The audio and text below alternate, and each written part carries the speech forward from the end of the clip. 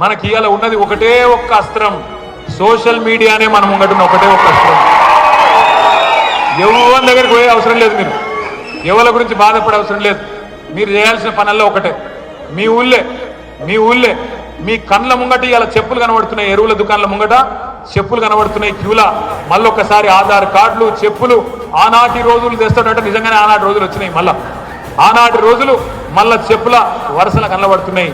మీరు చేయవలసిందల్లా ఒకటే, ఒక ఫోటో కొట్టుండ్రి, ఒక వీడియో తీయండి, వాట్సాప్లో పెట్టుండ్రి. ఈ చెత్త ప్రభుత్వం ప్రజా పాలన అంటే ప్రజలను సతాయిస్తున్న ప్రభుత్వం అని ఒక మాట పెట్టండి. మీరు ఒక్కొక్కరు ఒక్కొక్క కేసీఆర్ లాగా సోషల్ మీడియాలో విజృంభించాలని చెప్పి నేను కోరుతా ఉన్నా బీఆర్ఎస్ విద్యార్థులను. ఒక రిక్వెస్ట్ మీ అందరితో, మర్చిపోండి.